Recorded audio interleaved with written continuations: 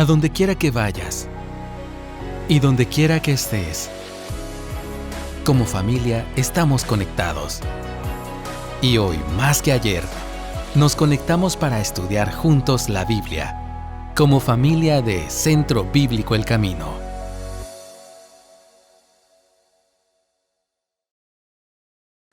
Corrían los años 80 y Guatemala estaba en medio de un conflicto armado, un conflicto interno. Las fuerzas de derecha y de izquierda habían estado en conflicto en la ciudad, no tan fuerte, pero sí en el interior. La universidad que está aquí cerca estaba en manos de la izquierda, todas sus organizaciones estaban dentro de ese proceso. Muchos jóvenes perdieron la vida durante ese tiempo, algunos que estaban en la misma época que yo, y por esos años era una situación difícil, y en una oportunidad pues ingresamos a una de las aulas de ingeniería, y de esta manera: catedrático, tenemos un mensaje muy importante para los compañeros, nos permite 5 minutos. Y lo que pensaba es que el catedrático, lo que él pensaba era que éramos de un grupo de izquierda, y eso era normal, interrumpir clases para que los grupos de izquierda entraran a hacer sus arengas políticas. Lo que no sabían es que no éramos de izquierda, ¿verdad? Éramos embajadores del reino celestial, y entonces, ya que nos daban el lugar al frente del aula con los alumnos, yo estuve en ingeniería haciendo esto, y empezábamos: compañeros, Guatemala vive una crisis como la que no ha habido. Tenemos analfabetismo, desnutrición y desigualdad, etcétera, y mencionábamos los problemas igualitos a los que hay todavía en el año 2024. Y entonces decíamos lo siguiente: la solución no está en el cambio de las estructuras, en el cambio de los gobiernos ni de las empresas. La solución tiene que ir a la raíz del problema. ¿Y dónde está el problema? La raíz del problema está en el corazón de cada individuo. Y el único que puede cambiar el corazón de cada persona es Jesucristo. Nosotros esta mañana les venimos a hablar de Él, porque Él es el único que puede cambiar nuestro país, cambiando los corazones. Y queremos invitarlos a que consideren creer en Jesucristo como su Señor y Salvador. Y si alguno de ustedes esta mañana quiere entregarle su vida a Jesucristo, los invitamos a que le hablen con una oración. Y compañeros, por respeto, les pedimos que cierren sus ojos. Y si alguno quiere invitar a Cristo esta mañana, por favor, ore de esta manera. Y entonces hacíamos una oración pidiéndole al Señor, como lo hemos hecho aquí en la iglesia, pero no era en una iglesia, era en un aula universitaria, en un tiempo difícil. Y en 5 minutos entrábamos, hacíamos puros comandos, ¿verdad? Presentando el Evangelio. Y usted dirá: bueno, ¿y esto qué tiene que ver con lo que vamos a ver ahora? Bueno, usted ate cabos, a ver qué nos dice el pasaje de hoy con respecto a lo que estamos hablando. Y por cierto, algunos decían que no les gustaba esa manera, porque llegábamos, predicábamos, había gente que aceptaba al Señor, y de ahí ¿qué? ¿Quién se encargaba de ellos? Entonces a algunos no les gustaba que hiciéramos eso. ¿Quién se iba a encargar de los que nacían de nuevo? El papá, Dios, ¿verdad? Y hubo gente que creyó en aquellos tiempos. Bueno, vamos a irnos como dijo Omar, ¿qué libro estamos estudiando en las predicaciones? No, eso no es las lecturas. ¿Qué libro estamos estudiando en las predicaciones? A ver, Juan, ¿verdad? ¿Y cuándo fue que empezamos a estudiar el Evangelio de Juan? La semana pasada. Y fue Omar el que dio la introducción, los primeros versículos. Juan capítulo 1, por favor ubíquelo ahí en sus Biblias. Juan capítulo 1, Omar trabajó, presentó, expuso, compartió del versículo 1 al versículo 8. Nosotros trabajaremos, Dios mediante, desde el 9 hasta el 18. Encomendemos este tiempo al Señor. Padre, tú tienes un plan para cada uno de los que estamos acá. Por medio de tu palabra tú quieres hacer lo que tú quieras hacer en cada uno de nosotros. Algunos conocerán una nueva faceta de tu amor, de cómo eres. Otros serán confrontados a realizar cambios en sus vidas. Que tu Espíritu Santo haga esa obra en cada uno. Hombre, mujer, joven, adulto, niño, que se cumpla tu propósito. En el nombre de Jesús oramos. Amén. Si nosotros nos preguntamos, ¿por qué estudiamos la Biblia? Porque es lo que hacemos aquí todos los domingos, estudiar la Biblia. Pues una respuesta la ubiqué en 2 Timoteo 3, 16, 17.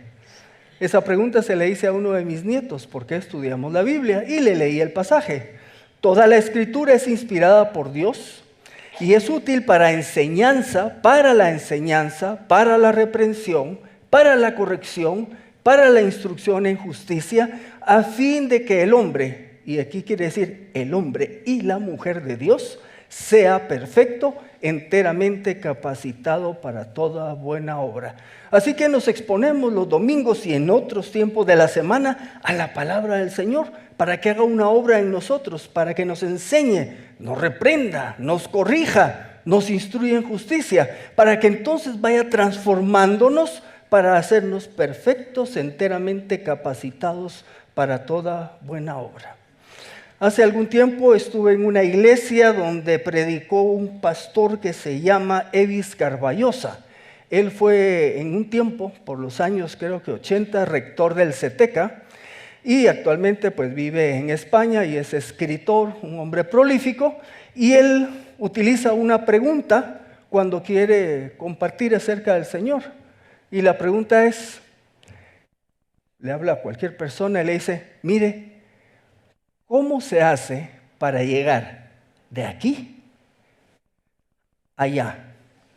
Y con esa sencilla pregunta abre el diálogo. La vamos a repasar más adelante y vayamos a nuestro pasaje. Versículo 9.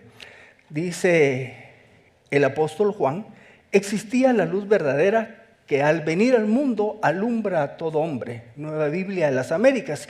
La revisión Valera 60, aquella luz verdadera que alumbra a todo hombre, venía a este mundo. Jesús vino al mundo, vino a la humanidad caída que está en la oscuridad del pecado. Jesús, como dice el pasaje, la luz verdadera, la única luz, no hay otra luz, es la luz genuina, la única, la original, no hay más luz que Jesús. Jesús, la luz verdadera, oiga, ilumina, alcanza y afecta a todo ser humano. ¿Cómo hace esto? Bueno, al hacerle ver su pecaminosidad y su necesidad espiritual. La presencia de Jesús es luz y ante la luz se hace notoria la pecaminosidad del ser humano y se hace notoria su necesidad espiritual. El versículo 10 nos dice, en el mundo estaba Jesucristo, en el mundo estaba y el mundo fue hecho por medio de él. Lo vimos la semana pasada cuando Omar nos compartió que en el inicio era el verbo y el verbo era con Dios y el verbo era Dios y todo lo que hay, lo que existe, por medio de él fue hecho. Aquí Juan lo repite, pero dice que hay una situación. Pese a que el verbo es el creador de todo cuanto existe, ¿qué pasó con el mundo? El mundo no lo conoció. El verbo creador vino al mundo. ¿Y qué pensamos del mundo? O alguno diría, bueno, el planeta, sí, pero más que el planeta se refiere a la gente que está en este sistema maligno gobernado por Satanás. Este mundo no reconoció o no quiso reconocer quién era él. Pero ahora de manera más específica, el versículo 11 expresa, a lo suyo vino, pero los suyos, ¿qué? No lo recibieron. A lo suyo vino puede verse de siguiente manera, vino a su creación, ¿verdad? Al encarnarse, vino a su tierra prometida, la tierra que él le había ofrecido a Abraham y descendientes, pero de manera más específica vino a Israel, nace en Israel con su pueblo. Pero ¿qué pasó con este pueblo? Pero los suyos no lo recibieron. La nación de Israel no lo recibió. En Levítico 26:12 dice que eran su pueblo. Andaré entre vosotros y seré vuestro Dios y vosotros seréis mi pueblo. Deuteronomio 7:6 le dice Dios al pueblo de Israel: porque tú eres un pueblo santo para el Señor tu Dios. El Señor tu Dios te ha escogido para que le seas un pueblo especial, más que todos los pueblos que están en la faz de la tierra. ¿Y qué pasó con su pueblo? No lo recibieron. ¿Por qué no lo recibieron? Jeremías, en una oportunidad dirigiéndose al pueblo, dice estas palabras: pero ellos, el pueblo de Israel, ellos no escucharon ni inclinaron su oído, sino que endurecieron su cerviz para no escuchar ni recibir corrección. No lo recibieron por la dureza de corazón, porque sencillamente no quisieron. Pero más adelante, Juan, allá en el capítulo 3, nos va a dar otra razón por la que no recibieron a Jesucristo. 3:19 y 20. Y esta es la condenación: que la luz ha venido al mundo y los hombres amaron más las tinieblas que la luz, porque sus obras eran malas. Porque todo aquel que practica lo malo aborrece la luz y no viene a la luz para que sus obras no sean censuradas. Así que no lo recibieron porque aman más la oscuridad. Dijimos que Jesucristo afecta, ilumina al ser humano y le hace ver su pecaminosidad y le hace ver su necesidad espiritual. Pero este ser humano ama lo oscuro porque no quiere que se vea expuesta su pecaminosidad. En este mensaje vamos a tener 3 reflexiones para ver si podemos sacar algunas aplicaciones. Así que la primera: los que han creído en Cristo pueden tener todavía elementos de oscuridad en su vida. Yo propongo una hipótesis es de que sí, el que es creyente en Cristo Jesús todavía puede tener elementos de oscuridad en su vida. Y entonces lanzo una pregunta: ¿cuáles son los componentes de oscuridad que aún amas y que aún no expones a la luz de Jesús? En los jóvenes y también los viejóvenes, ¿verdad? Aquel clic cuando le hacen a la compu o a la tablet o al teléfono y se van a páginas oscuras. Bueno, para que no tenga duda, una página oscura no es que le sale negro, ¿no? Estoy hablando de pornografía. Ese es un elemento de oscuridad, ¿verdad? O el muchacho que está con la novia y empieza a tener caricias inadecuadas. Ese es un elemento de oscuridad. O el estudiante que no se preparó y está pidiendo copia en el examen o dando copia. O la señora que pasa en casa cuidando a los niños, ocupándose allá, y el vecino que la saluda muy amablemente, que le dice: ¡hala, qué bien se arregló hoy! Y el marido trabajando y la señora que le empieza a palpitar el corazón. Otro elemento de oscuridad. O el marido trabajando y teniendo un contacto físico inadecuado con una secretaria o compañera de trabajo. Ese es otro elemento de oscuridad. Y así usted haga una introspección y detecte elementos de oscuridad que usted está tratando de esconder de la luz de Jesús, y que su decisión tiene que ser: Señor, aquí estoy. A mí me dio un gancho, ¿verdad? Yo viendo esto, ¡uy! Me dio. Sí, Señor, tenés razón. Ese es un área que yo debo de presentar a ti y hacer un cambio. Bueno, usted defina esos elementos de oscuridad y expóngalos a la luz de Jesús, y que entonces se produzca un cambio en su vida. Agrega entonces el versículo 12. Ciertamente el 11 nos dice: no lo recibieron. Pero el 12 dice: pero a todos los que lo recibieron, a los que creen en su nombre, les dio derecho de ser hechos hijos de Dios.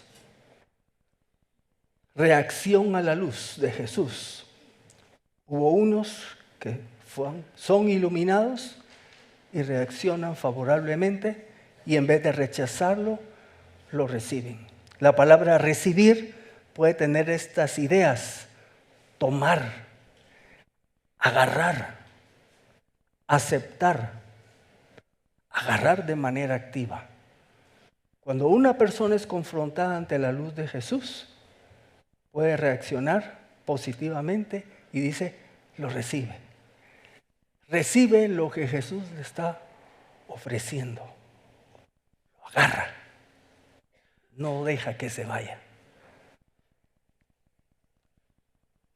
Aclara Juan, por si hay dudas, dice, los que recibieron a Jesús es los que creen en su nombre. Esa palabra es más común para nosotros, ¿verdad? Los que creen en su nombre. ¿Quiénes son los que recibieron a Jesús? Son los que creyeron en su nombre. Usted se recuerda el carcelero de Filipo, cuando se le suelta a Pablo y Silas de la prisión, y la responsabilidad era que el imperio romano lo ajusticiaba, así que él se iba a suicidar mejor. Y le dijo, no, aquí estamos, le dice Pablo. Dije Pablo, así, Pablo. Y entonces, sorprendido de que no se hubieran escapado, hace una pregunta: señores, ¿qué debo hacer para ser salvo? ¿Y cuál fue la respuesta? Cree en el Señor Jesucristo. Esto es lo mismo que estamos viendo aquí. Recibe, cree en el Señor Jesucristo. Los que recibieron, o sea, los que creen en Cristo, aceptan incondicionalmente a Jesucristo tal cual es presentado en las Escrituras. Cuando uno cree en Cristo, es una entrega incondicional. No está uno con peros. Pero, ¿será que Él pudo hacer los milagros? ¿Será como eso? No. O sea, pueden haber dudas genuinas. Pero cuando uno se entrega al Señor, se entrega totalmente. Y en el camino, uno va aprendiendo a través de la palabra, conociendo más al Señor Jesús, conociendo lo que Dios nos ha presentado de Él en las Escrituras. Hay un autor, un profesor que se llama Thomas Constable. Él anota lo siguiente, hago esta cita: creer en su nombre significa aceptar toda la revelación acerca de quién es Jesús. Revelación que Dios nos ha dado, porque esa revelación incluye, cuando uno cree en Jesús, incluye el hecho de que Jesús murió como sacrificio sustituto en lugar de los pecadores. Y cuando yo reconozco esto, estoy reconociendo que yo soy uno de esos pecadores y que por mí murió Jesucristo, ¿verdad? Creer involucra confiar en Jesús para salvación en vez de confiar en mí mismo. Por lo tanto, no es por obra. Yo no puedo hacer nada para ser salvo. Todo lo hizo Jesucristo. Y creer no es solo un creer intelectual. Sí, Jesucristo ahí nació allá en Israel y que... No, es una decisión que involucra la entrega total de mi vida a Él. Eso es creer en Jesucristo. Este creer también habla de una relación constante. Miren, creer en Jesucristo no es un hecho allá en la historia y punto. El hecho en mi historia se remonta, y no todos necesariamente lo van a tener así de claro, pero para mí se remonta al 3 de marzo de 1973, 20 horas en mi habitación. Ese fue el día cuando creí en Cristo, cuando lo recibí. Pero no se terminó ahí, porque si eso fuera, bueno, creo que por eso hay mucho problema, porque algunos se quedan nada más con el punto de partida y después no hay nada. Creer en Jesucristo es una relación constante, no es un hecho puntual y ya estuvo. Debe ser evidenciado por una vida diferente. Yo les puedo compartir que ese 3 de marzo de 1973 creí en Cristo. Pero ¿cómo pueden ustedes verificarlo?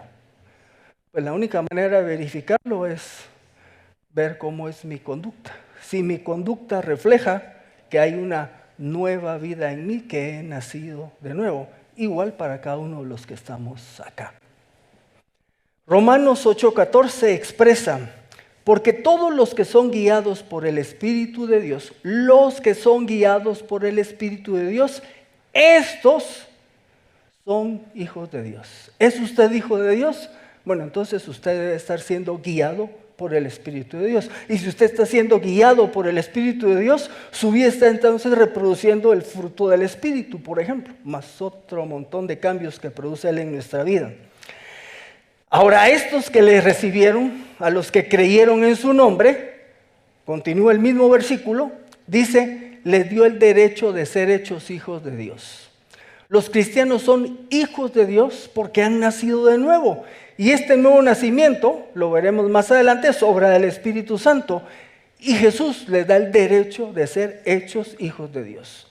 Aclaremos algo del pensamiento del mundo. Mucha gente les va a decir, todos somos hijos de Dios. No. ¿Y qué les parece si les digo, todos somos criaturas de Dios? Sí. Todos los seres humanos, hasta Jong-un allá en Corea del Norte, o Vladimir Putin, o Xi Jinping, o Joe Biden, o quien quieran, el de ahora, Bernie, ya en confianza, como todavía no es presidente, con posesión, Bernardo Arévalo, ¿verdad? Todos ellos son criaturas de Dios. Sí, son criaturas de Dios.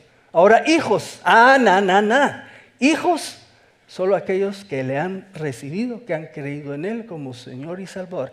Esos son los que son hijos de Dios. Los demás son criaturas. Bueno, segunda reflexión.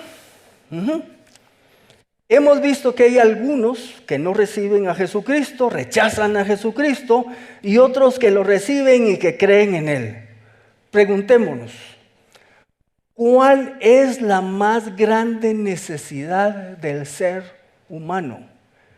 Cuando entrábamos a la U, hablábamos de desnutrición, analfabetismo, injusticia social, explotación del rico hacia el pobre y todo lo que ustedes quieran.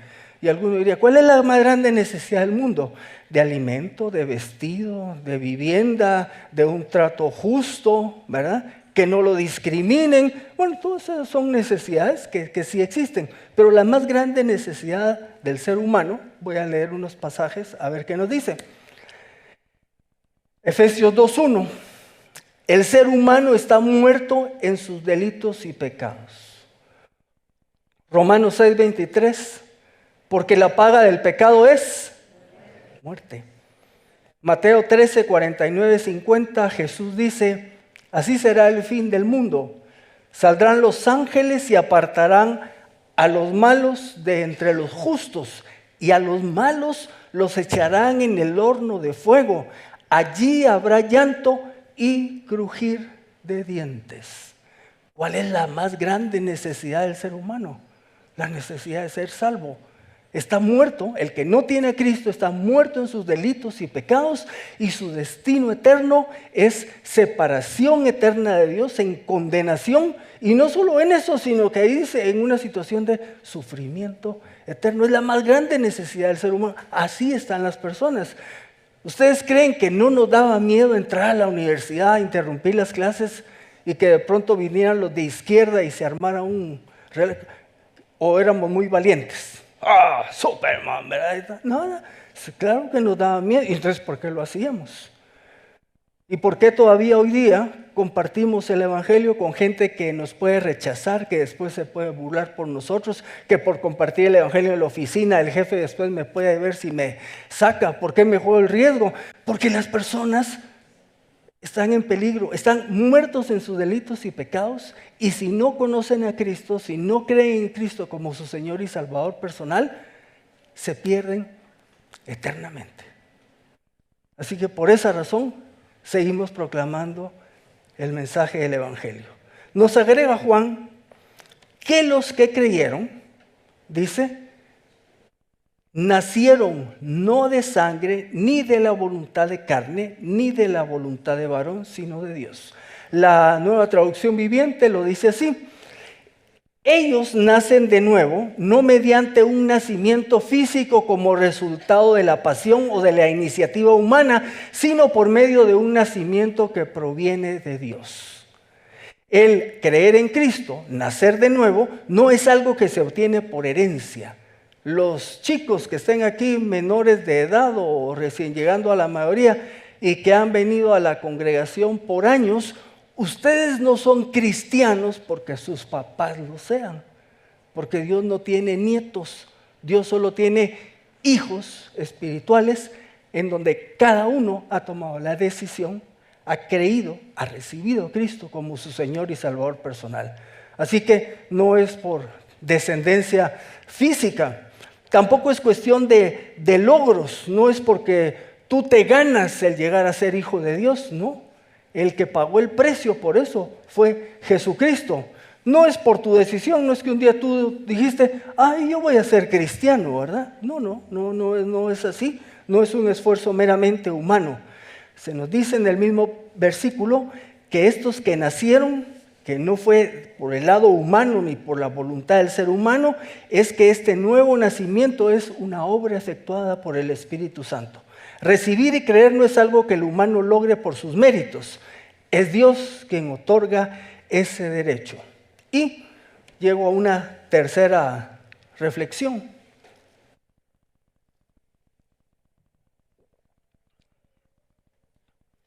Vamos a imaginarnos un momento, ahí donde usted está, que le da un shukake y entonces ishkamik.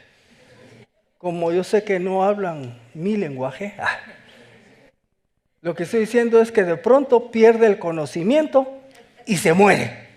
Shukake ishkamik, ¿verdad? Y se muere. Bueno, usted se muere aquí, solo poco, ¿verdad? Y de pronto está delante de Dios. Y entonces, la pregunta que hice al inicio,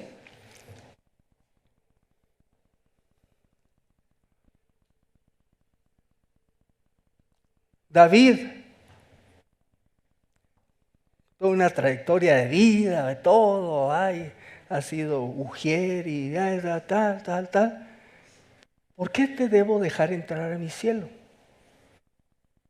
Es una pregunta que Dios nos puede hacer a cualquiera de nosotros. Esa es una pregunta que utilizan los de un grupo que se llama evangelismo explosivo para compartir el evangelio. Piense un momento, si usted muere y está delante de Dios y Dios le dice, ¿por qué te debo dejar entrar a mi cielo? Muchos no comparten el evangelio porque dicen que no saben cómo o porque no se han preparado. Aquí está el curso ya se lo di. Con esa pregunta usted puede compartir. Yo la he hecho y muy buen número de veces la gente no tiene una respuesta. Lo que me dicen es, no sé, ¿verdad?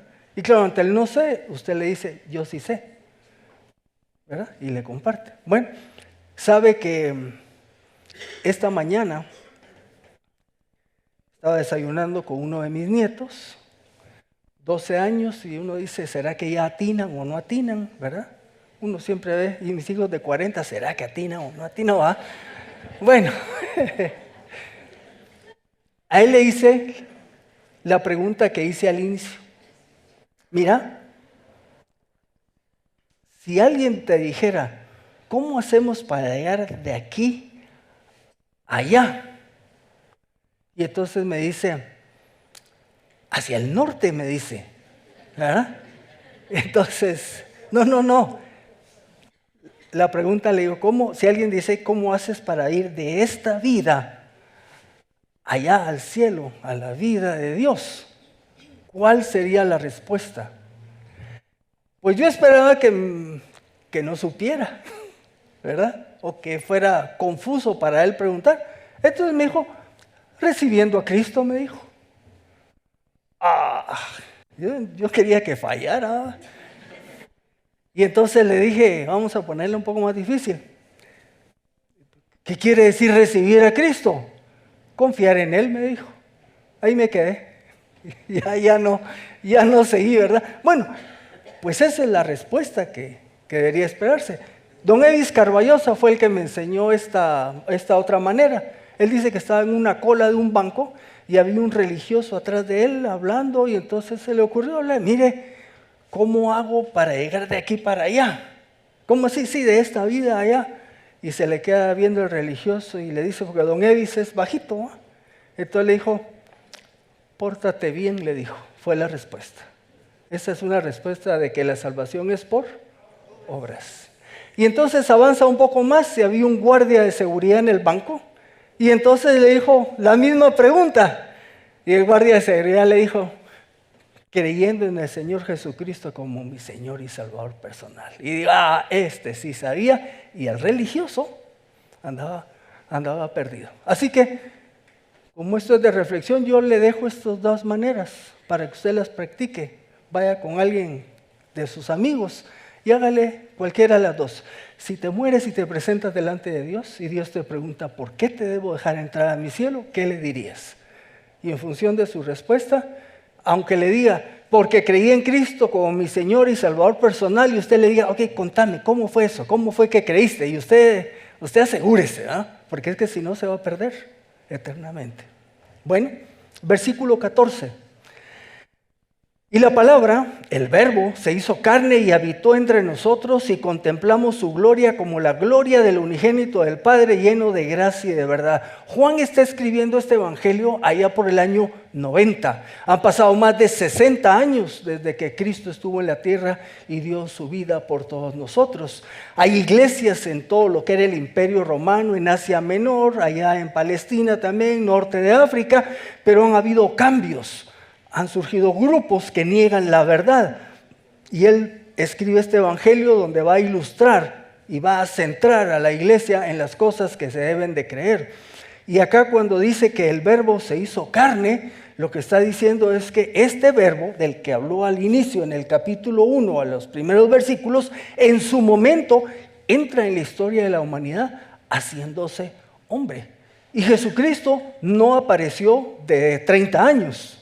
Sino fue concebido en la Virgen María y tuvo la experiencia como cualquier ser humano desde la concepción y llegar a la edad adulta. Se hizo carne, el verbo llegó a ser, expresa la encarnación del verbo divino para habitar con nosotros sin dejar de ser Dios. El uso de la palabra carne enfatiza la realidad de su humanidad. La semana pasada se recuerdan que Omar nos habló de los docetas. Si no sabemos el versículo que hay que aprender hoy, peor que era lo de los docetas. Ellos decían que Jesucristo en realidad no tuvo un cuerpo físico, sino que era solo una apariencia de ser humano. En esos tiempos y en los primeros siglos se desarrollaron herejías. Doceta, los del docetismo decían, el cuerpo de Cristo no era real, era una ilusión, solo una apariencia, negaban su humanidad. Hubo otro fulano que decía otra cosa, un poco más avanzado el tiempo, el arrianismo, Jesús no es eterno, fue creado. Cuando ellos leían Juan 1, ellos decían, Dios creó a Jesucristo, Jesucristo no es Dios, negaban su naturaleza divina. Y otro nombre raro, el apolinarismo, ¿verdad? El verbo se unió a un cuerpo sin alma. El verbo y el cuerpo que tuvo Jesús, este cuerpo no tenía alma, sino la parte espiritual se unió a una física, negando la realidad de que Jesucristo es completamente Dios, completamente hombre. Bueno, por esto Juan está escribiendo lo que dice este evangelio, para ubicarnos. Usted diría, bueno, pero decís que eso fue hace ratos. No, si hoy día está vigente. Por ejemplo, ¿quiénes hoy día dicen que Jesucristo no es Dios? Por ejemplo, los testigos de Jehová. Ellos le leen Juan 1:1 y traducen donde dice, y el verbo era Dios. Ellos tienen una Biblia que ellos tradujeron. Y en ese versículo ellos escriben, y el verbo era un Dios, ¿verdad? Así que esto está vigente. El evangelio está vigente para ilustrar y enseñar. Y nos dice que este verbo habitó entre nosotros. Allá en el Antiguo Testamento Dios estuvo presente en medio del pueblo, allá en el tabernáculo. Y la palabra que aquí se utiliza como habitó tiene una raíz que tiene que ver con tienda de campaña, con tabernáculo. Jesucristo ahora, en el tiempo en que viene, también hace su presencia en medio del pueblo de Israel. Y agrega, y contemplamos su gloria como la gloria del unigénito del Padre lleno de gracia y verdad. Sus atributos de gracia y verdad se mostraron a través de todo su ministerio e incluso de una manera muy especial ahí en la transfiguración cuando estuvieron presentes Juan, Jacobo y Pedro. Si alguno de ustedes estoy diciendo esto y no atina de qué estoy hablando, es porque no ha leído todo el Nuevo Testamento. Por esa razón es que estamos leyendo la Biblia a través de 2 años para que estemos contextualizados con lo que enseña la Escritura. Así que no se preocupen de momento, va a llegar y va a llegar a este evangelio también. Ahora, versículo 15, y ya vamos descendiendo. Juan dio testimonio de él y proclamó diciendo: este es aquel de quien dije, el que viene después de mí ha llegado a ser antes de mí porque era primero que yo. Eso suena un poco a trabalenguas, ¿verdad? Y aquí dice, Juan dio testimonio. La pregunta que nos podemos hacer, ¿qué Juan? ¿Juan el apóstol, el autor del evangelio? No. ¿Qué otro Juan? Juan Bautista, ¿verdad? Que nos hablaron la semana pasada, porque lo citan también. Juan el Bautista. Aquí, del versículo 14, Rum hace una cita respecto a Juan Bautista. Y entonces dice, Juan dio testimonio del verbo y proclamó diciendo, del verbo, este es aquel, o sea, el verbo, Jesús, este es aquel de quien dije que viene después de mí, pero que ha llegado a ser antes de mí porque era primero que yo. ¿Ya vieron por qué no leo la Biblia? ¿Cómo creen que entienda esto? Vaya. Por eso es que nos reunimos para aprenderla juntos, ¿verdad? No se me ponga loco. Bueno, miren, ¿por qué él dice que Juan Bautista vino antes? Le voy a explicar. Eran medio parientes. La mamá de Juan Bautista era pariente de María, la madre de Jesús. Y quedaron casi embarazadas al mismo tiempo, con una diferencia de 6 meses. Juan el Bautista era más grande que Jesús por 6 meses. Así que por eso viene después de mí, porque Juan Bautista nació primero. Pero hay otra razón por la que viene después de mí, porque Juan Bautista inició su ministerio antes que lo empezara Jesús. ¿Estamos? Ahora ya está claro por qué el verbo viene después de mí, porque es más joven que yo y porque empezó su ministerio después que yo. Pero después dice, pero es antes que mí. ¿Y eso dónde lo respondemos? En los primeros versículos. En el principio, ¿quién era? El verbo. Y el verbo era Dios. O sea, el Dios eterno, el verbo, ya existía eternamente desde antes que Juan el Bautista. Ahora se entiende ya lo que dice el pasaje. Gracias, Señor. Bueno, ahí está. Versículo 16. Dice que de su plenitud todos recibimos gracia sobre gracia. Juan, el apóstol, continúa el relato expresando que todos los recursos de Dios, su plenitud, están disponibles en Jesucristo.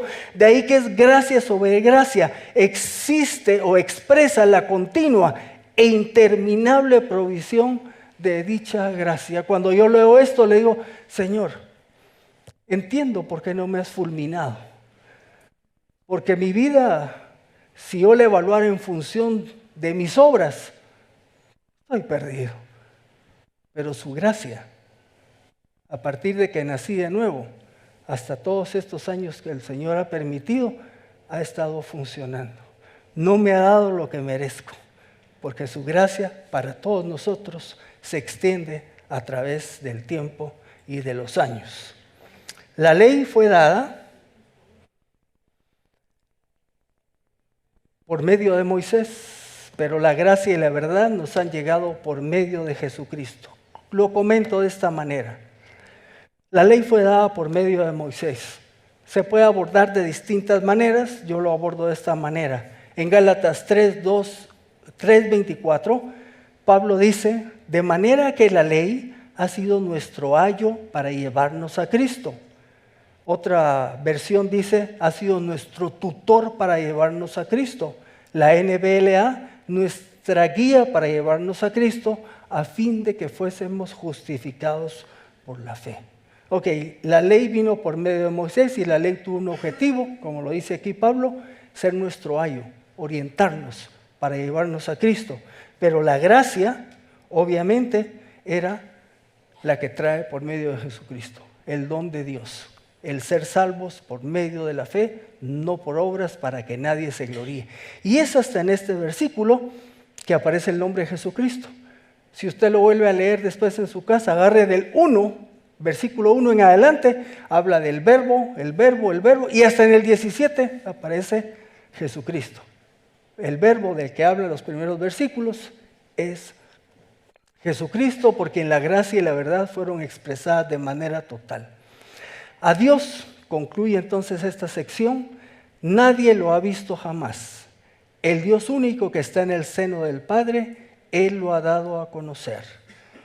Él lo ha dado a conocer, el verbo que se utiliza, y como yo no soy experto en ese idioma, consulto a otros, ese verbo que se utiliza de Él lo ha dado a conocer, es un verbo que está relacionado con la palabra exégesis. Y cuando hablamos de exégesis estamos hablando de cómo extraer del texto de la palabra el significado para conocerla. Entonces hay un pastor que menciona que Jesús es el único calificado para ser el exégeta o para interpretar a Dios para el hombre. En pocas palabras, Jesucristo es el que nos da a conocer a Dios, a nosotros, sus criaturas. El que ha creído en Cristo, nueva criatura es. El que ha creído en Cristo, ha nacido de nuevo. El que ha creído en Cristo ahora tiene acceso a conocer a Dios porque Cristo se lo da a conocer. ¿Qué viene entonces hacia el futuro? ¿Quieres conocer a Dios? ¿Quieres tener una relación personal con Él? Jesucristo es la respuesta. La pregunta es, aquí estamos X número de gente. Hemos recibido a Cristo como nuestro Señor y Salvador personal, hemos creído en Cristo. No se engañe. Mire, el que usted venga aquí todos los domingos, el que esté siguiendo el programa de lectura, el que aprenda los versículos, eso no es lo que lo hace salvo. La salvación viene por creer en Jesucristo como nuestro Señor y Salvador personal. Si yo no estoy seguro de eso, estoy muerto en mis delitos y pecados. Y si me muero, separado eternamente de Dios.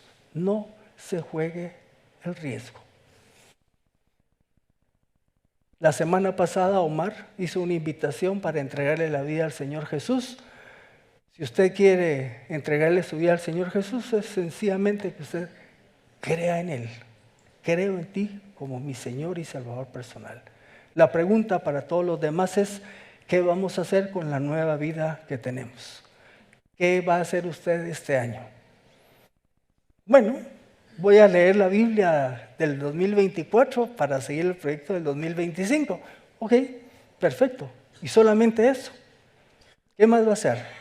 ¿Se va a seguir congregando? Ok, muy bien, qué bueno. ¿Va a estudiar un poco más la Biblia fuera de la lectura que estamos haciendo acá? Qué bueno. Ahora, si usted no se propone cosas que va a hacer para seguir creciendo, ¿quiere que le diga qué va a pasar? No va a pasar nada. Se va a quedar ahí donde está y en un año nos vemos y estamos igual. Les voy a leer un poquito. Aquí está mi libretita que hago anotaciones. No soy muy fanático de hacer anotaciones, pero dije, esta vez sí voy a hacer. Anoté algunas de estas desde noviembre. Voy a leer o escuchar la Biblia entera en un año. Voy a seguir orando por mi lista de oración. Quiero mejorar ese tiempo. Voy a tratar de orar por las peticiones que me mandan de la iglesia. ¿Por qué puse tratar? Porque me cuesta. Voy a tratar. Voy a orar por la salvación de mis compañeros de colegio, de los que tienen otro grupo, un trabajo como el mío, de mis alumnos de la universidad. Voy a seguir compartiendo el Evangelio con las personas que contacto. Si me dan permiso, voy a entrar a unas clases aquí en la U para compartir el Evangelio. Bueno, y ahí van. Y ustedes dirán, ay sí, qué chilero, ¿verdad? No se las leo para que crean que soy la mamá de Tarzán, sí, voy a tratar, ¿verdad? Pero ¿por qué se las leo? Porque quiero invitarlo a que usted haga lo mismo. Si ya tiene a Cristo en su vida, si ya le recibió, ya creyó en Él, ¿cuál es su proyecto de crecimiento? Y conforme lo tenga, compártalo. ¿Sabe que esto yo, es el primer día que lo comparto, un hermano me dice, ¿y al fin conseguiste la clase que querías para...? No, yo no estoy pidiendo trabajo. Yo lo que voy a pedir es que me den permiso de entrar a dar una clase gratis para compartir el Evangelio. Pero como ya lo había compartido, pues este hermano me preguntó, ¿y cómo vas con eso? Así que si usted me dice dentro de 3 meses y sigue leyendo la Biblia, pues pregúnteme para qué se lo dije.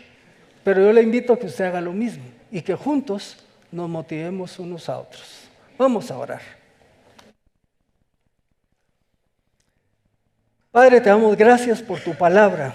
Te damos gracias porque los que hemos recibido a Cristo, los que hemos creído en Él, ahora somos tus hijos porque Cristo nos ha dado ese derecho. Y esta mañana queremos pedirte que nos ayudes a seguir creciendo, a seguir madurando. Como leímos allá en Timoteo, que toda tu palabra sea inspirada por ti y que es útil para corregir, enseñar, redarguir, para reprender, instruir, a fin de producir en nosotros un crecimiento continuo.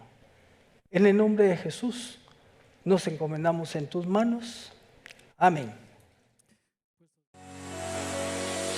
A donde quiera que vayas y donde quiera que estés, mantente conectado con Dios. Y también conéctate con nosotros a través de nuestras redes sociales. Hasta pronto.